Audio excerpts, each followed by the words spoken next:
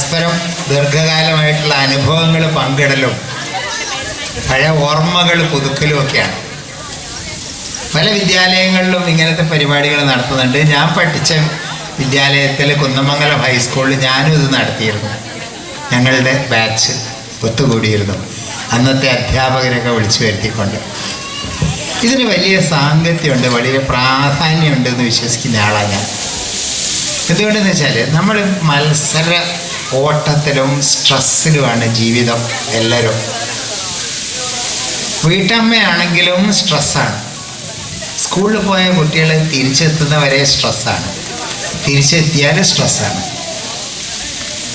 തിരിച്ചെത്തിയാലും സ്ട്രെസ്സാണ്, mark കുറഞ്ഞാലും സ്ട്രെസ്സാണ്, സ്കൂളിലേക്ക് teachers വിളിപ്പിച്ചാൽ സ്ട്രെസ്സാണ്. അമ്മ ഇവിടെ കൂടുതൽ സഹോദരിമാരാണ്, അതുകൊണ്ടാണ് ഞാൻ പറയുന്നത്. നിരന്തര സ്ട്രെസ്സാണ്, മറ്റുള്ളവരോട് മത്സരിച്ചിട്ട് സ്ട്രെസ്സാണ്. ഈ സ്ട്രെസ് ജീവിതത്തിൻ്റെ അനിവാര്യതയാണ്. ഇന്നവിറ്റബിൾ പാർട്ട് ഓഫ് ലൈഫ് എന്ന് പറയും.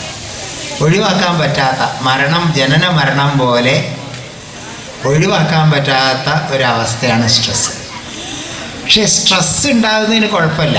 സ്ട്രെസ്സ് അമിതമായാൽ ഒരുപാട് രോഗങ്ങൾ ഉണ്ടാകുന്നുണ്ട്. പലർക്കും അറിയാത്തൊരു കാര്യമായതുകൊണ്ടാണ് ഞാനത് പറയുന്നത്.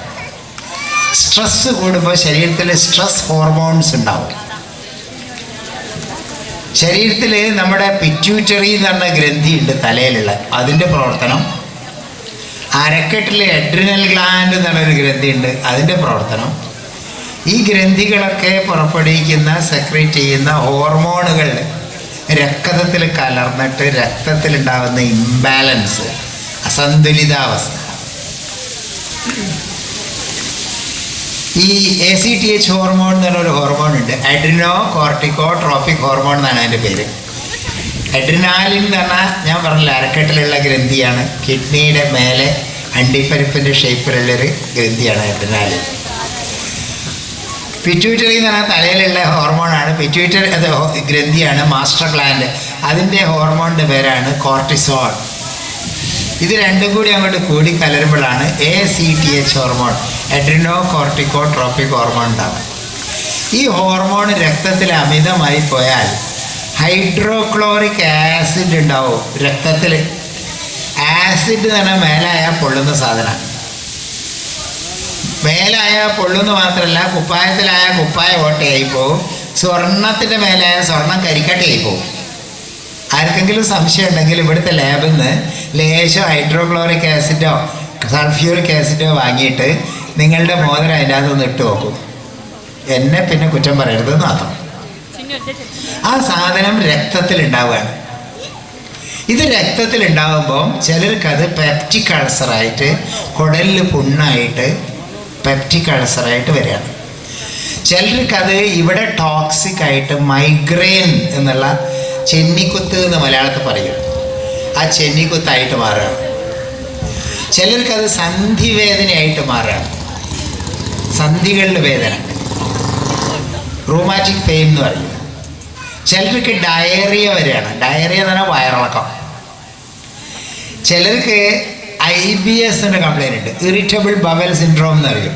അതായത് ടോയ്ലറ്റിൽ പോയാൽ ശരിയാകുന്നില്ല എന്ന് തോന്നുക, വീണ്ടും പോകണം തോന്നുക, വീണ്ടും പോയി നോക്കിയാൽ ഇത് വെറുതെ വന്നല്ലോ, ഇനിയും പോകണം തോന്നുക. ഇങ്ങനെ ഇതൊക്കെ സ്ട്രെസ്സിൻ്റെ അനന്തരഫലമായിട്ട്. പറഞ്ഞാൽ നിങ്ങൾ വിശ്വസിക്കില്ല, സ്ട്രെസ്സ് വർദ്ധിച്ചിട്ട് കണ്ണ് കാണാണ്ടായിപ്പോയവരുണ്ട്. അതിന് ഹിസ്റ്റീരിക് ബ്ലൈൻഡ്നെസ് എന്നൊക്കെയാണ് പറയുക. സ്ട്രെസ്സ് വർദ്ധിച്ചിട്ട് തളർവാദം പിടിച്ചവരുണ്ട്, കാർഡിയാക് പ്രോബ്ലം വന്നവരുണ്ട്. എന്തെങ്കിലും ഒന്ന് വരുമ്പോഴേക്ക് ഡോക്ടറെ അടുത്തേക്ക് ഓടും, അയാൾ മരുന്ന് എഴുതി തരും. സൈക്കാട്രിസ്റ്റ് ആണെങ്കിൽ സൈക്കാട്രിക് ടാബ്ലറ്റ്സ് എഴുതി തരും. അപകടം പിടിച്ച ടാബ്ലറ്റ് എഴുതി തരുന്നത്. ഇപ്പം ഇന്ന് രാവിലെ പോലും ഒരു പെൺകുട്ടിയുടെ അമ്മ എന്നെ വിളിച്ചിട്ട്, സർ ഡോക്ടർ ഇങ്ങനെ സിസോഡേൺ എന്നൊരു ടാബ്ലറ്റ് എഴുതി തന്നിട്ടുണ്ട്, അത് എന്തിനുള്ളതാണ് ചോദിച്ചിട്ടോട്.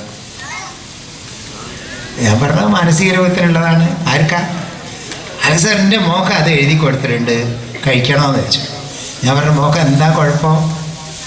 മോക്ക് പരീക്ഷ എടുത്തപ്പോൾ കുറച്ച് പേടി കൂടിയാൽ, പരീക്ഷ എടുപ്പിച്ചപ്പോൾ പേടി കൂടിയാൽ മരുന്ന് കഴിച്ചാൽ മാറുമോ? എനിക്ക് മനസ്സിലായില്ല. ബിസിനസ് പൊളിഞ്ഞ് 50 ലക്ഷം ഉറുപ്പ്യയുടെ നഷ്ടം വന്ന ഒരാൾ 4 ഗുളിക തിന്നാൽ 50 ലക്ഷം ഉറുപ്പ്യ പോയ സങ്കടം മാറുമോ, നഷ്ടം മാറുമോ? എന്തൊരു പാതകമാണ് ചെയ്യുന്നത്. കിഡ്നിയെ നശിപ്പിക്കുന്ന രീതിയിലുള്ള ഗുളികയല്ലേ എഴുതി കൊടുക്കുന്നത്. ഇവിടെ നിന്ന് നാറ്റം ഉണ്ടെങ്കിൽ എന്താ വേണ്ടത്? ഇവിടെ സ്പ്രേ അടിച്ചാൽ മതിയോ? അല്ല, എവിടെ നിന്നാണ് നാറ്റം ഉണ്ടാകുന്നത് നോക്കി എടുത്ത് കളയണ്ടേ?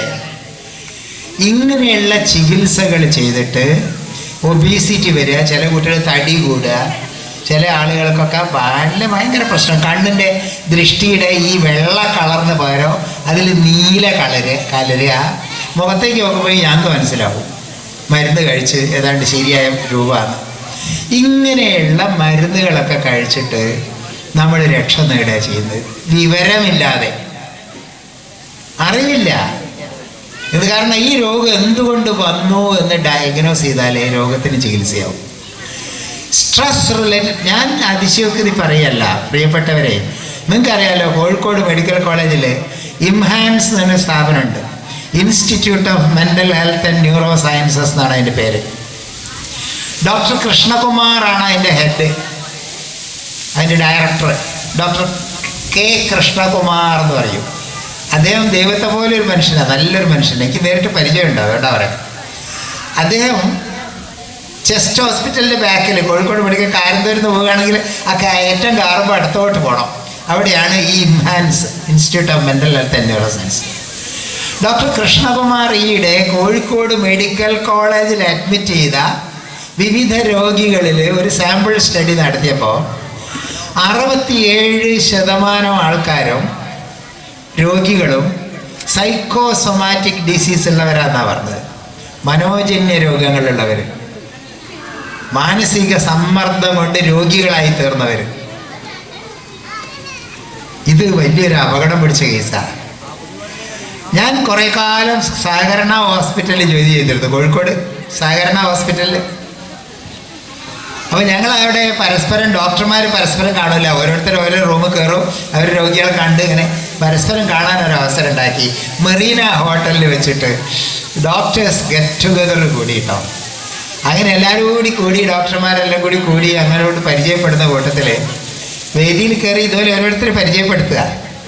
അപ്പോൾ എന്നെ പരിചയപ്പെടുത്തി ഞാൻ അങ്ങോട്ട് ഇറങ്ങിയപ്പം വിനയേന്ദ്രൻ നായർ തന്നെ ഡോക്ടർ ഉണ്ടല്ലോ, എല്ലാവർക്കും പരിചയമുണ്ട്. കോഴിക്കോട് മെഡിക്കൽ കോളേജിൽ നിന്ന് റിട്ടയർ ചെയ്ത് ഗ്യാസ്ട്രോ എൻട്രോളജിയുടെ ഇന്ന് ഇന്ത്യയിൽ തന്നെ ഏറ്റവും വലിയ ഡോക്ടറാണ് വിനയേന്ദ്രൻ നായർ. വിനയേന്ദ്രൻ നായർ എന്നാ സാർ അങ്ങനെ വിളിച്ചു. ഞാൻ വിനയേന്ദ്രൻ നായർ എടുത്തു പോയിരുന്നു കസേരയിൽ. അപ്പം എന്നോട് പറയുക, എൻ്റെ ഡിപ്പാർട്ട്മെൻറ്റിൽ വരുന്ന 70% കേസ് സാറ് നോക്കേണ്ടതാണ്. അപ്പോൾ എന്താ സ്ഥിതി നിങ്ങൾ ആലോചിച്ചു. ഇത് ഞാൻ എന്തിനപ്പം ഇത് ആമുഖമായിട്ട് പറഞ്ഞതെന്ന് വെച്ചാൽ, ഈ മറ്റുള്ളവരോട് മത്സരിക്കുകയും, മത്സരമാണുള്ളപ്പോൾ എന്തിനാ മത്സരിക്കുന്നത്? മറ്റുള്ളവരുടെ അയാൾ BMW കാറ് വാങ്ങിയാലേ ഞാൻ ബെൻസ് വാങ്ങും, അല്ലെ ഔഡി വാങ്ങും. അയാൾ ഇങ്ങനത്തെ വീടുണ്ടാക്കിയിട്ടുണ്ട്, അതിനേക്കാൾ വലിയ വീട് എനിക്ക് ഉണ്ടാക്കണം. ഇങ്ങനെ കടം വാങ്ങി അയഥാർത്ഥമായി ചെലവഴിച്ച് കല്യാണത്തിന് കത്തടിപ്പിക്കുന്നത് കണ്ട് ഞാനിത് കഥ ഉണ്ടാക്കി പറയല്ല, ഞാൻ നിങ്ങളോട് കഥ ഉണ്ടാക്കി പറയല്ല. എനിക്ക് ചില കത്തൊക്കെ കാണുമ്പോഴേക്ക് ഞാൻ എൻ്റെ ഭാര്യയോട് ഞാൻ പറയാറുണ്ട്, ഇതിന് ഞാൻ എന്തായാലും വരില്ല എന്ന്. അതെന്താന്ന് ചോദിക്കും. അതെന്താ ഇവിടുത്തെ ഇപ്പോൾ എനിക്ക് അങ്ങനെ പറഞ്ഞുകൂടെ. അന്ന് നാട്ടുകാരിയാണ് എൻ്റെ ഭാര്യ, രാജഗോപാലവർഷമൊക്കെ അവിടെ ഇരിക്കുന്നുണ്ട്.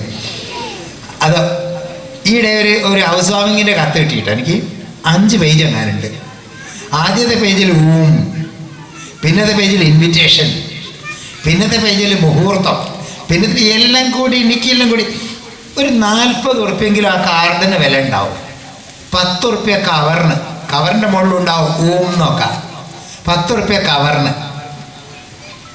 സ്റ്റാമ്പിന് എത്ര പൈസ വേണം? ഇത് പോസ്റ്റലായിട്ട് അയക്കണമെങ്കിൽ വെയിറ്റ് അനുസരിച്ചാണല്ലോ സ്റ്റാമ്പ്. ബുക്ക് പോസ്റ്റായിട്ട് അയക്കാൻ 20 ഉറുപ്പ്യൻ്റെ സ്റ്റാമ്പ്. അപ്പോൾ ഒരു കാർഡിന് എത്ര വിലയായി? നിങ്ങളോട് ഞാനൊരു രഹസ്യം പറയട്ടെ, ഞാൻ കള്ളം പറയില്ല. കള്ളം പറയണ പൊട്ടിപ്പോയിക്കോട്ടെ, കൈ ഇവിടെ വെച്ചിട്ടാണ് പറയണത്. എൻ്റെ മോൻ്റെ വിവാഹം, എനിക്ക് ഒറ്റ മോനേ ഉള്ളൂ കേട്ടോ, ഒറ്റ മോനേ ഉള്ളൂ. അത് ഒരുപാട് ചികിത്സയൊക്കെ നടത്തി അമേരിക്കയിൽ നിന്നൊക്കെ മരുന്നുണ്ടോയെന്ന് അമേരിക്കക്കാരത്തി ഡോക്ടർ മെരി എൽ സ്മോൾ എന്ന് പറഞ്ഞ ഡോക്ടർ കാലിഫോർണിയയിൽ നിന്ന് മരുന്നൊക്കെ കൊണ്ടുവന്നൊക്കെ ചികിത്സിച്ചിട്ട് ബാംഗ്ലൂർ സെൻറ്റ് ജോൺസ് മെഡിക്കൽ കോളേജിൽ കൊണ്ടുപോയി ചികിത്സിച്ച് അങ്ങനെയൊക്കെ ഒരു മോനുണ്ടായി നോക്കുമ്പോൾ 1,700 ഉള്ളൂ തൂക്കം. ഇൻറ്റൻസീവ് കെയർ യൂണിറ്റിൽ ഇൻക്യുബേറ്ററിൻ്റെ ഉള്ളൊക്കെ വെച്ച് വലുതാക്കിയതാണ് എൻ്റെ മോനെ. ഏതായാലും അവന് എന്തോ ഭാഗ്യവശാൽ ദൈവത്തിൻ്റെ കാരുണ്യം കൊണ്ട് അവന് നല്ലപോലെ പഠിച്ചു, വേഗം ജോലിയൊക്കെ കിട്ടി, നല്ല ജോലി കിട്ടി. ഒരു നല്ല നല്ല ജോലി, മാസത്തിൽ ഒരു 3 ലക്ഷത്തിലധികം ശമ്പളം. ചെന്നൈയിലായിരുന്നു, മോശമൊന്നുമില്ലല്ലോ. നല്ല ജോലിയൊക്കെ കിട്ടി. അപ്പോൾ ഒരു കല്യാണം വേണം. കല്യാണത്തിന് പെൺകുട്ടിയെ കിട്ടി, നല്ല നല്ല സുന്ദരി മോള്. അപ്പോൾ കല്യാണം നടത്തണം, ഒരു കത്ത് വേണം. അപ്പോൾ ഞാൻ പറഞ്ഞു, പരിചയമുള്ളവരൊക്കെ നേരിട്ട് പോയി വിളിച്ചാൽ മതി, കത്ത് കൊടുക്കണ്ട. നേരിട്ട് പോയി വിളിക്കുമ്പോൾ ഉണ്ടാകുന്ന ഒരു സുഖമുണ്ടല്ലോ, അതൊന്ന് വേറെ തന്നെയാണ്. അല്ലാത്തവർക്ക് കൊടുക്കാൻ, ദൂരേക്കൊക്കെ അയക്കാൻ കുറച്ച് കത്തടുപ്പിക്കാം. അങ്ങനെ കത്തിന് പോയി നോക്കിയപ്പോഴാണ് തൊട്ടടുത്തുനിന്ന് വേറൊരു ഫാമിലി ഇങ്ങനെ കത്ത് തരുന്നുണ്ട്. അപ്പോൾ ഒരു കാർഡിന് 50 ഉറുപ്പ്യ എന്ന് പറഞ്ഞപ്പോൾ അയാൾ പറഞ്ഞു, കുറച്ചുകൂടി ഒരു സ്റ്റാറ്റസ് വല്ലതും ഉണ്ടോ എന്ന് ചോദിക്കുന്നുണ്ട്. ഞാൻ എൻ്റെ ഭാര്യയെ മെല്ലെ ഒന്ന് തോണ്ടി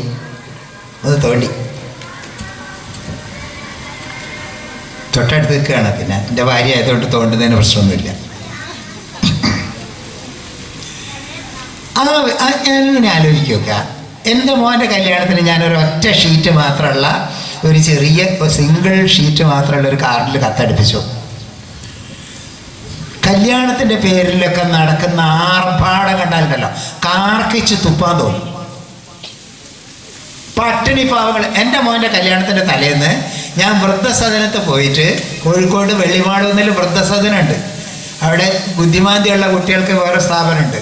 അവിടെ ആരും ഇല്ലാത്ത മാനസിക രോഗം പിടിച്ചിട്ട് മാറിയിട്ട് വീട്ടുകാർ ഏറ്റെടുക്കാത്ത സയൻറ്റിസ്റ്റ് ഉണ്ട്, ഇംഗ്ലീഷ് പ്രൊഫസറുണ്ട്, കമ്പ്യൂട്ടർ സയൻസ് മാഷുണ്ട്, 10-50 പേരുണ്ട്. മനോരോഗം പിടിച്ചിട്ട് ചികിത്സിച്ചിട്ട് മാറി, പക്ഷെ വീട്ടുകാർക്ക് വേണ്ട, വീട്ടുകാർക്ക് ഇവരുടെ സ്വത്ത് മതി. ആലോചിച്ച് നോക്കണം. ഈ ആളുകൾക്ക് ഭക്ഷണം കഴിച്ചാൽ മതിയാവില്ല, മാനസിക രോഗത്തിന് മരുന്ന് കഴിക്കുന്നവർക്ക് ഭക്ഷണം കഴിച്ചാൽ മതിയാവില്ല, വാരി വലിച്ച് തിന്നുന്ന കാണണം. സർക്കാരിൻ്റെ ചിലവ് വളരെ കുറച്ച് പൈസയെ കിട്ടുള്ളൂ, ഓരോരുത്തർക്ക് ഇത്രയെന്ന്. അവിടെയൊക്കെ പോയി സദ്യയൊക്കെ കൊടുത്ത് അവരുടെ കൂടെ ഭക്ഷണമൊക്കെ കഴിച്ചപ്പോൾ ഉണ്ടായ ഒരു സന്തോഷം ഉണ്ടല്ലോ. അന്ന് രാത്രി ഞാൻ ഗുരുവായൂർക്ക് പറഞ്ഞയച്ചു. ഗുരുവായൂർ വെച്ചായിരുന്നു കല്യാണം. ഞാൻ എൻ്റെ മോൻ്റെ കല്യാണം അങ്ങനെ നടത്തി. കൂട്ടിയാൽ കൂടായിട്ടൊന്നും അല്ല കേട്ടോ. ഇപ്പം ദൈവത്തെ മറന്നുകൊണ്ട് പറയല്ല, എനിക്ക് നല്ല വരുമാനമുണ്ട് അത്യാവശ്യം. ഇവിടെ രാജഗോപാൽ മാഷ് അസലായിട്ട് അറിയാം, നല്ല വരുമാനമുണ്ട്, കണ്ടമാനം പൈസ ഇട്ടുണ്ട്. അധ്വാനിച്ചിട്ടാണ് കള്ളക്കടത്ത് നടത്തിയിരുന്നതല്ല. നല്ല വരുമാനമുണ്ട്, പിന്നെ പൂർവികർ സമ്പാദിച്ച പൈസ ഉണ്ട്, നല്ല ശമ്പളമുണ്ട്, ഹോസ്പിറ്റലിൽ നിന്ന് പൈസ കിട്ടുന്നുണ്ട്, ഇൻകം ടാക്സ് നല്ലോണം കൊടുക്കുന്നുണ്ട്. ഇൻകം ടാക്സ് ധൈര്യമായിട്ട് മൈക്കെട്ടി പറയാം, അതുകൊണ്ടാണ് പറയണത്. ഇൻകം ടാക്സ് നല്ലപോലെ കൊടുക്കുന്നുണ്ട്. അപ്പോൾ എനിക്ക് എൻ്റെ ഒരേ ഒരു മകൻ്റെ കല്യാണം എങ്ങനെ വേണം നടത്താമായിരുന്നു, ഞാൻ നടത്തിയില്ല. കാരണം അത് പാപമാണെന്ന് വിശ്വസിക്കുന്നതുകൊണ്ടാണ്. ഇത് മറ്റുള്ളവരോട് മത്സരിച്ച് എന്നിട്ട് കടം വാങ്ങിയിട്ടാണ് ചെയ്യുന്നത്. ഞാൻ നിങ്ങളോട് കള്ളം പറയില്ല. ഒരു ദിവസം എനിക്ക് എറണാകുളത്ത് ഇന്ദിരാഗാന്ധി നാഷണൽ ഓപ്പൺ യൂണിവേഴ്സിറ്റിയുടെ ഒരു പരിപാടിക്ക് പോകുക, ഞാൻ എക്സിക്യൂട്ടീവ് എക്സ്പ്രസ്സിലാണ്. അപ്പം എൻ്റെ തൊട്ടടുത്ത് ഒരാളുണ്ട്. ഞങ്ങളിങ്ങനെ പറഞ്ഞ് പരിചയപ്പെടുത്തിയപ്പോൾ വയനാട്ടിലുള്ള എന്താ പോലീസ് കമ്മീഷണറാണ്, എന്തോ ഒരു കേസ് അറ്റൻഡ് ചെയ്യാൻ പോകുക എന്ന് പറഞ്ഞു. എവിടേക്ക്?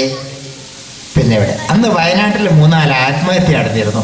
കർഷക ആത്മഹത്യ എന്ന് പറഞ്ഞ് പത്രത്തിൽ വലിയ രാഷ്ട്രീയ മുതലെടുപ്പാണല്ലോ. അപ്പോൾ LDF ഭരിക്കുമ്പോൾ ഒരുത്തൻ ആത്മഹത്യ ചെയ്താൽ അത് UDF അതൊരു ആയുധമാക്കും. UDF ഭരിക്കുമ്പോൾ ആത്മഹത്യ ചെയ്താൽ UDFൻ്റെ ഭരണകാലത്ത് കർഷകർ ആത്മഹത്യ ചെയ്യുന്നതെന്ന് പറഞ്ഞിട്ട് മറ്റൊരു പാടുണ്ടാക്കും. ഏതായാലും ഈ പോലീസ് കമ്മീഷണറോട് പറയാം, സർ, ഇവരൊന്നും ആത്മഹത്യ ചെയ്യുന്നത് ഈ കൃഷിനാശം കൊണ്ടോ അതുകൊണ്ടൊന്നും അല്ല. ബാങ്കിൽ നിന്ന് ലോൺ എടുക്കും കൃഷിയാണ്. അത് മക്കളെ കല്യാണം അങ്ങോട്ട് അടിച്ച് പൊളിച്ച് ചിക്കൻ ബിരിയാണിയും അതിൻ്റെ മേലെ പുഡിങ്സും അതിൻ്റെ മേലെ ഫ്രൂട്ട്സും അതിൻ്റെ മേലെ അതെല്ലാം കൂടി ആക്കിയിട്ട് അങ്ങോട്ട് നടത്തും, കടാവും. പിന്നെ മദ്യപാനവും. കല്യാണം ഇപ്പം നടക്കണമെങ്കിൽ മദ്യപാനം അല്ലെങ്കിൽ കല്യാണം നടക്കില്ലല്ലോ. തലേദിവസം പന്തൽ കിട്ടുന്നവർക്ക് മദ്യം വേണം. വല്ലാത്തൊരവസ്ഥയിലേക്ക് നമ്മൾ പോവുകയാണ്. ഇങ്ങനെ നമ്മൾ തന്നെ നശിപ്പിച്ചുകൊണ്ടിരിക്കുന്ന ഒരു കാലഘട്ടത്തിലാണ് നമ്മൾ ജീവിച്ചുകൊണ്ടിരിക്കുന്നത്. ഇനി മനുഷ്യബന്ധങ്ങളെക്കുറിച്ചാണെങ്കിൽ സ്ട്രെസ് ഉണ്ടാക്കുന്ന വേറൊരു കാര്യമാണ് പറയുന്നത്. മനുഷ്യബന്ധങ്ങളെക്കുറിച്ച് ഇപ്പോൾ എത്ര കേസാണ് എൻ്റെ മുന്നിൽ വരുന്നതെന്നറിയോ? ഈ സാധനം ഉണ്ടല്ലോ, ഈ സാധനം എൻ്റെ കീശയിലുണ്ട്. ഈ സാധനം ഇത് വല്ലാത്തൊരു സാധനം കേട്ടോ. ഈ സാധനം കൊണ്ട് പഴയ പല ബന്ധങ്ങളും പുനഃസ്ഥാപിക്കപ്പെടുകയാണ്. 6ാം ക്ലാസ് പഠിക്കുന്ന കാലത്ത് ക്ലാസ് പഠിച്ചിരുന്ന ഒരു ക്ലാസ്മേറ്റുമായിട്ട് പഴയ ക്ലാസ് പഠിച്ച ബന്ധം വെച്ച് തുടങ്ങി. ഭാര്യ ആണ്, വിദേശത്താണ്, ഭർത്താവിൻ്റെ കൂടെ വിദേശത്താണ്, 2 കുഞ്ഞുങ്ങളുണ്ട്. ഭർത്താവ് ഇവിടെ വിവാഹിതനാണ്, അയാൾക്ക് 2 കുട്ടികളുണ്ട്. 6ാം ക്ലാസ്സിൽ പഠിച്ച ആളോടുള്ള ഈ ടെലിഫോൺ മെസ്സേജും ചാറ്റിങ്ങും ചീറ്റിംഗ് ആവാൻ ഒരു ഇപ്പുറത്തിട്ട് കൊടുത്താൽ മതി. എൻ്റെ ഇപ്പുറത്തൊരു കൂടി ഇട്ട ചാറ്റിംഗ് എന്നുള്ള ചീറ്റിംഗ് ആയി. അങ്ങനെ ചീറ്റിങ് തുടങ്ങി. ഭർത്താവിനെ ഉപേക്ഷിച്ച് ഭാര്യ തിരിച്ചു വരിക. പറയുന്നത് കള്ളാണ്, പൊട്ടിപ്പിക്കോട്ടെ. നിങ്ങളെ ഉച്ചയ്ക്ക് ഉറങ്ങാൻ വരാതിരിക്കാൻ കഥ പറയല്ല, എൻ്റെ മുന്നിൽ വന്ന കേസാണ് പറയണത്. എവിടേക്കാണ് നമ്മളെ പോക്ക്? ജീവിതത്തിൽ ഇന്ന് വരെ കണ്ടിട്ടില്ലാത്ത മനുഷ്യന്മാരെ കൂടെ പെൺകുട്ടികളൊക്കെ ഈ ചീറ്റിങ് പെട്ട് ഇറങ്ങിപ്പോവുക. എന്നിട്ട് ജീവിതം കട്ടപ്പോകയാക്കുക. അതിന് കട്ടപ്പുക എന്നല്ലേ പറയുക, കട്ടപ്പുകയാക്കുക. ഈ മൊബൈൽ ഫോൺ ഉണ്ടല്ലോ, ഈ മൊബൈൽ ഫോണ് നല്ലൊരു സാധനമാണ്. ഇപ്പോൾ ടിക്കറ്റ് ബുക്ക് ചെയ്യുകയാണെങ്കിലൊക്കെ എന്ത് മതി, ഒരു മരുന്ന് ഒരു ഡോക്ടർ എഴുതി തന്നോ, എന്താ മരുന്നിൻ്റെ സൈഡ് എഫക്റ്റ് എന്താ, എന്തിനത് എഴുതി തന്ന്, ഈ മരുന്നിലുള്ള കെമിക്കൽസ് എന്തൊക്കെയാണ്, നമുക്കിതിൽ നോക്കിയാൽ എന്തും കിട്ടും ഇതിൽ. നല്ലതിന് ഉപയോഗിക്കുക. പക്ഷേ നല്ലതിനാണോ ഉപയോഗിക്കുന്നത് എന്ന് നമ്മൾ ശ്രദ്ധിക്കണം. പ്രത്യേകിച്ചും കുട്ടികൾ ഇത് ഉപയോഗിക്കുമ്പോൾ കുട്ടികളുടെ കണ്ണിന് മാത്രമല്ല കുഴപ്പം വരിക, പിന്നെ കുട്ടികൾക്ക് ഒരുപാട് ഈ കോഗ്നിറ്റീവ് ഇമ്പയർമെൻ്റ് എന്ന് പറയും, മസ്തിഷ്കത്തിനെ പോലും ബാധിക്കുന്ന രീതിയിൽ കുട്ടികളുടെ പ്രോബ്ലം സോൾവിങ് എബിലിറ്റി, മെമ്മറി ഇപ്പം മെമ്മറൈസ് ചെയ്യണ്ടല്ലോ, ഓർമ്മിക്കേണ്ടല്ലോ. എൻ്റെ ഭാര്യേൻ്റെ ഫോൺ നമ്പർ ഇരിക്കുമ്പോൾ ബൈഹാർട്ട് പഠിക്കേണ്ട കാര്യമില്ല, ഇതിലുണ്ടാകുമല്ലോ. പിന്നെ എന്തിനാണ് ബൈഹാർട്ട് അടിക്കുന്നത്? ഉപയോഗിക്കാണ്ടെന്നാൽ നശിച്ചു പോവില്ലേ കഴിവ്? ഞാൻ നിങ്ങളോട് ഇത് പറയല്ല, ഞാനിപ്പോൾ ആ വിഷയമല്ല എനിക്ക് തന്ന, അതുകൊണ്ട് അത് പറയുന്നില്ല. നോക്കൂ, ഞാൻ ഈയിടെ ബാംഗ്ലൂർ ഒരു വലിയ ദേശീയ സെമിനാർ ഉണ്ടായിരുന്നു. ഇന്ത്യയുടെ എല്ലാ ഭാഗത്തു നിന്നുള്ള മനഃശാസ്ത്രജ്ഞന്മാരൊക്കെ ഉള്ള ഒരു സെമിനാറിൽ പങ്കെടുക്കാൻ ഒരു ഭാഗ്യം എനിക്കുണ്ടായി. അതിൽ എന്നോട് ആവശ്യപ്പെട്ട പേപ്പർ ഇതായിരുന്നു, ഈ മൊബൈൽ ഫോൺ, ഇലക്ട്രോണിക് ഗാഡ്ജറ്റ്സ് എന്നാണ് ഞങ്ങൾ ഇതിന് ഒന്നിച്ച് പറയുക. മൊബൈൽ ഫോണ്, കമ്പ്യൂട്ടർ, ടാബ്, പലത് സാധനം ഉണ്ടല്ലോ, ഐപാഡ്, ഇങ്ങനത്തെ സാധനങ്ങളെല്ലാം കൂടി ഉപയോഗിച്ചിട്ട് ഉണ്ടാവുന്ന കുട്ടികൾക്ക് ഉണ്ടാവുന്ന പ്രശ്നങ്ങളെക്കുറിച്ച്, മുതിർന്നവർക്കും ഉണ്ടാവുന്ന പ്രശ്നങ്ങളെക്കുറിച്ചുള്ള ഒരു സെമിനാറായിരുന്നു അത്. ആ സെമിനാറിൽ ഞാനിതിനു വേണ്ടി ഒരുപാട് വായിച്ച് പ്രിപ്പയർ ചെയ്തതിൻ്റെ ബേസിൽ ഞങ്ങളോട് സംസാരിക്കണേ, വെറുതെ എന്തെങ്കിലും ബ്ലഫ് ചെയ്യല്ല, വായിച്ച് പഠിച്ചതിൻ്റെ ബേസിലാണ് സംസാരിക്കുന്നത്.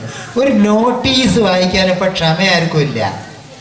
നോട്ടീസ് വായിക്കാൻ ക്ഷമയില്ല. കാരണം ഈ കളർഫുൾ ആയിട്ടുള്ള മൂവ്മെൻറ്റോട് കൂടിയിട്ട് പ്രൊജക്റ്റ് ചെയ്ത് വിവിഡായിട്ടുള്ളത് കണ്ട് ചിത്രങ്ങൾ സഹിതം കണ്ടാലേ നമുക്ക് ഉള്ളിലേക്ക് കയറുള്ളൂ.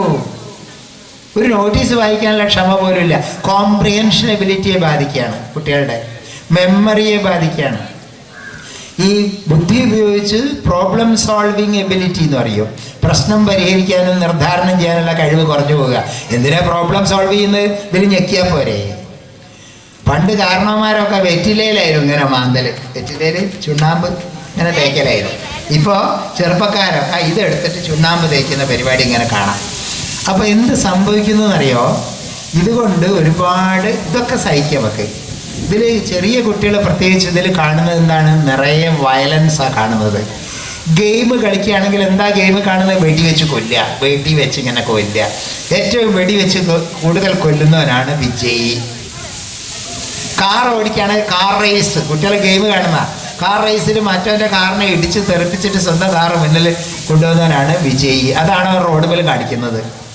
നമ്മളൊക്കെ പേടിച്ചുകൊണ്ട് അത് ഓടിക്കലിപ്പോൾ. കാരണം എപ്പോഴാണ് എവനെ കൊണ്ടത് ഇടിക്കാന്ന് അറിയില്ല. ഈ രീതിയിലുള്ള നമ്മുടെ മനസ്സിൽ നമ്മളറിയാതെ അക്രമവാസന നമ്മുടെ മനസ്സിൽ കയറുക. ഇങ്ങനത്തെ ഇതിൻ്റെ ഒക്കെ പേരിൽ സ്ട്രെസ്സ്. ചില റിപ്പോർട്ട് വായിച്ച സ്ട്രെസ്സ് യാഥാർത്ഥ്യമായിട്ട് ഒരു പൊരുത്തമില്ലാത്ത ഓരോരുത്തരുടെ ഭാവനയെ തോന്നുന്ന ഓരോ റിപ്പോർട്ടുകൾ ഇതിലടിച്ച് കയറ്റുകയാണ്. അത് വായിക്കുമ്പോൾ നമുക്ക് അയ്യോ എൻ്റെ കുടുംബത്തിൽ എൻ്റെ കുട്ടിക്ക് ഇങ്ങനെ പറ്റിയാലോ എന്ന് സ്ട്രെസ്സോട് സ്ട്രെസ്സ്. ഈ സ്ട്രെസ്സിന് പ്രധാനപ്പെട്ട കാരണം നമ്മൾ മറ്റുള്ളവരോട് മത്സരിക്കുന്നതും. നോക്കൂ,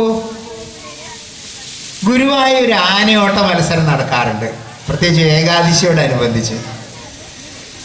ആന ഈ മഞ്ജുളാലിൽ നടന്ന കിഴക്കേ നടയിൽ ഒരു ആലുണ്ട്. മഞ്ജുളാലിൻ്റെ അടുത്തുനിന്ന് ഓടിയിട്ട് ആനകൾ ചുറ്റമ്പലത്തിന് 3 പ്രദക്ഷിണം വെച്ച് ആദ്യം കൊടിമരം വന്ന് തൊടുന്ന ആനയ്ക്ക് ഭയങ്കര സ്റ്റാറ്റസാണ്. ആ ആനയുടെ പുറത്താണ് പിന്നെ ഭഗവാന്റെ തടമ്പ് എഴുന്നള്ളിക്കുക. ഈ ശിവേലിൻ്റെ സമയത്ത് ആളുകളൊക്കെ ഈ ആനയെ തൊട്ട് തലയിലൊക്കെ ഒക്കെ ചെയ്യും. കാരണം ഭഗവാന്റെ തടമ്പ് എഴുന്നള്ളിക്കുന്ന നെറ്റിപ്പാട്ടൊക്കെ കെട്ടി ഒരു കൊല്ലം മുഴുവൻ ആ ആനയാണ് പിന്നെ സ്റ്റാറ്റസ്. നിങ്ങൾക്ക് ആർക്കോ തോന്നുന്നുണ്ടോ പ്രിയപ്പെട്ടവരെ, ഈ സ്റ്റാറ്റസിന് വേണ്ടിയാണ് ആന ഓടുന്നതെന്ന്? ഞാൻ മനസ്സിലാക്കുന്നത് പാപ്പാൻ്റെ അടി കിട്ടാണ്ടിരിക്കാൻ ആന ഓടുന്നതാണ്. അല്ലെങ്കിൽ കഴിഞ്ഞല്ലോ ഇങ്ങനെ ഓടിയപ്പോൾ ചെന്നപ്പോൾ നല്ല ഉണങ്ങലരിയും പഴവും ശർക്കരയെല്ലാം കൂടി കൂട്ടി വലിയ ഉരുള അങ്ങനെ വായിലിട്ട് തന്നിട്ടുണ്ട്. അത് കിട്ടുമെന്ന് വിചാരിച്ചിട്ടായിരിക്കും. അല്ലെങ്കിൽ അടി കിട്ടാണ്ടിരിക്കാനാണ് നമ്പർ 1. മനുഷ്യൻ കാട്ടിക്കൂട്ടുന്നതോ സ്റ്റാറ്റസിന് വേണ്ടിയല്ലേ? ആന ഓടുന്നത് അടി കിട്ടാണ്ടിരിക്കാനാണെങ്കിൽ മനുഷ്യൻ ഈ ഓട്ടം ഓടുന്നത് എന്തിനാണ്? സ്റ്റാറ്റസിന് വേണ്ടിയാണ്. ഭാവന ചെയ്തിട്ട് നമ്മളുടെ ഈ പോസിറ്റീവായിട്ടുള്ള കാര്യങ്ങളൊന്നും കാണാണ്ട് നമ്മളെ തന്നെ മോശമായിട്ട് കാണുന്ന ഒരവസ്ഥ, എന്നെക്കൊണ്ടൊന്നും കഴിയില്ല എന്നുള്ള ചിന്ത. ഈ ചിന്ത നമ്മുടെ എല്ലാ കഴിവിനെ മുഴുവൻ നശിപ്പിക്കുകയാണ്, നമുക്ക് സ്ട്രെസ്സ് കൂട്ടുകയാണ്. എന്നെക്കൊണ്ട് എന്ത് കഴിയുമെന്ന് ചിന്തിക്കുന്നവരാരുണ്ട്? ഞാൻ നിങ്ങളോട് നിങ്ങളാരും ചിലപ്പോൾ ശ്രദ്ധിച്ച് കാണില്ല, ഇപ്പോഴത്തെ ശബരിമലയിൽ സ്ത്രീ കയറണമെന്നുള്ള റിപ്പോർട്ടിൻ്റെ തിരക്കിൽ ഇത്തരം റിപ്പോർട്ടൊന്നും നിങ്ങളാരും ശ്രദ്ധിച്ച് കാണില്ല. മാതൃഭൂമി പത്രത്തിൽ 1-ാമത്തെ പേജിൽ കഴിഞ്ഞ 2 ആഴ്ചത്തെ നോക്കിയാൽ മതി, നിങ്ങൾക്കൊരു റിപ്പോർട്ട് കാണാം. അരുണിമ സിൻഹ എന്നാണ് ഈ ലേഡിയുടെ പേര്. അമ്മയുടെ ഫോട്ടോ ഉണ്ട്. അരുണിമ സിൻഹയുടെ കഥ ഞാൻ നിങ്ങൾക്ക് പറഞ്ഞു തരാൻ ആഗ്രഹിക്കുകയാണ്. അരുണിമ സിൻഹ, ഞാനിത് പറയാനൊരു ഉദ്ദേശമുണ്ട്. എന്നെക്കൊണ്ട് എന്ത് കഴിയും എന്ന് ചിന്തിക്കുന്നതിന് ഉദാഹരണമാണ് പറയണത്. അരുണിമ സിൻഹ ദേശീയ വോളിബോൾ താരമായിരുന്നു. ഓൾ ഇന്ത്യ വോളിബോൾ പ്ലെയർ ആയിരുന്നു. ഓൾ ഇന്ത്യ വോളിബോൾ പ്ലെയർ ആയിരുന്ന താരം ആയിരുന്ന യമയ്ക്ക് ഡൽഹിയിൽ കേന്ദ്ര ഗവൺമെൻറ്റിൻ്റെ എക്സൈസ് കമ്മീഷണറുടെ ഓഫീസിൽ നിന്ന് ഓഫീസർ പോസ്റ്റിൽ ജോലി കൊടുക്കാമെന്ന് പറഞ്ഞിട്ട് ഇൻ്റർവ്യൂ കാർഡ് കിട്ടി. വോളിബോൾ താരമൊക്കെ ആകുമ്പോൾ ജോലി വേഗം കിട്ടും. നമ്മളെ PT ഉഷയ്ക്കൊക്കെ വേഗം ജോലി കിട്ടിയില്ലേ? വലിയ ഈ കായിക രംഗത്ത് വലിയ പ്രാഗൽഭ്യം തെളിയിച്ചവർക്ക് പെട്ടെന്ന് സർക്കാരൊക്കെ ജോലി കൊടുക്കും. അങ്ങനെ ജോലി കൊടുക്കാന്ന് പറഞ്ഞു. എവിടെയാണ്? സെൻട്രൽ എക്സൈസ് കമ്മീഷണറുടെ ഓഫീസിൽ ഓഫീസർ പോസ്റ്റിലേക്കാണ്, പ്യൂണിൻ്റെ പോസ്റ്റിലേക്കൊന്നുമല്ല. ലക്നൗന്ന് ഈ അമ്മ ട്രെയിനിൽ കയറി ഡൽഹിയിലേക്ക് പോകാൻ. ട്രെയിനിൽ കൊള്ളക്കാർ കയറിയിരുന്നു. ട്രെയിനിന് അങ്ങോട്ട് സ്പീഡ് കൂടി ഒരു 100-140 കിലോമീറ്റർ സ്പീഡ്. അപ്പോഴാണ് കൊള്ളക്കാർ യാത്രക്കാരെ കൊള്ളയടിക്കാൻ തുടങ്ങി. എല്ലാവരുടെയും മാലയും വടയൊക്കെ പിടിച്ച് പറിക്കാൻ തുടങ്ങി. കത്തി കാണിച്ച് ഭീഷണിപ്പെടുത്തി. അങ്ങനെ ആകെ എല്ലാവരും പേടിച്ച് ഉറക്ക കരച്ചിലും ബഹളവും ഒക്കെ ആയി. ആരും തിരിഞ്ഞു നോക്കാനില്ല. അങ്ങനെയാണ് അരുണിമ സിൻഹയുടെ മാല പിടിച്ച് പറിക്കാൻ വേണ്ടി ഒരു കൊള്ളക്കാരൻ ഇങ്ങനെ കൈ നീട്ടുന്നത്. അരുണിമ സിൻഹയിലെ കളിക്കാരത്തി സ്പോർട്സ്മാൻ സ്പിരിറ്റ് ഉണർന്നു. ഒരൊറ്റ സ്മാഷ് അങ്ങോട്ട് കൊടുത്തു. ഈ വോളിബോളിന് അടിക്കുന്ന മാതിരിയുടെ ഒരു അടി.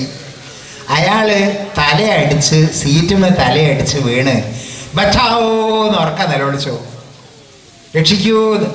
അത് കേട്ട് ബാക്കിയുള്ള കള്ളന്മാർ ഓടി വന്നു. കൊള്ളക്കാരാണല്ലോ. ഒരാൾ അരുണിമ സിൻഹയുടെ മുടി പിടിച്ചു, മാല പറിച്ചെടുത്തു. ഒരാൾ അരുണിമ സിൻഹയുടെ മുടി പിടിച്ചു, വേറെടുത്ത കാല് പിടിച്ചു. ഇങ്ങനെ വീശിയിട്ട് വാതിലിൻ്റെ ഉള്ളിൽ കൂടെ പുറത്തേക്ക് ഒരു കയറ്. 140 കിലോമീറ്റർ ഓടുന്ന സ്പീഡിൽ ഓടുന്ന ട്രെയിനിൻ്റെ പുറത്തേക്കാണ് എറിയുന്നത്. അടുത്ത ട്രാക്കിൽ വീണ് കുറേ നേരം ഉരുണ്ട് പോകുമല്ലോ. നമ്മൾ ഓടുന്ന വണ്ടിയിൽ നിന്ന് ഇറങ്ങിയാൽ എങ്ങനെ ഉണ്ടാവും നിങ്ങൾക്ക് അറിയാമോ? എനിക്കറിയില്ല. ഒന്ന് ഇറങ്ങി നോക്കണേ, ഞാൻ പറഞ്ഞിട്ടാന്ന് പറയരുത്. അപ്പോൾ എവിടെയൊക്കെ പരിക്ക് വെച്ചിട്ടുണ്ടാവും. അത് തന്നെ റെയിൽവേ ട്രാക്കിലേക്ക് വീണാൽ, റെയിൽവേ ട്രാക്ക് കാണാത്തവരെവിടെ അറിയില്ലല്ലോ, കൈ ഒടിഞ്ഞു പോയി. കൈ ഒടിഞ്ഞു പോയി ഇവിടെ ഇങ്ങനെ കിടക്കുകയാണ്. ട്രെയിൻ അങ്ങ് കടന്നു പോയല്ലോ. അപ്പോഴാണ് ഭീകരമായൊരു ശബ്ദം കേൾക്കുന്നത്. ഭീകരമായൊരു ശബ്ദം കേട്ട് നോക്കിയപ്പോഴോ ഇവർ കിടക്കുന്ന ട്രാക്കിൽ കൂടെ അതിവേഗത്തിൽ വേറൊരു വണ്ടി വന്നുകൊണ്ടിരിക്കുകയാണ്. കൈ ഒടിഞ്ഞ് ചോരയൊലിച്ച് ഇങ്ങനെ കിടക്കുകയാണ്. എങ്ങനെയോ ഉരുണ്ട് മറ്റേ ട്രാക്കിലേക്ക് വീണതായിരുന്നു.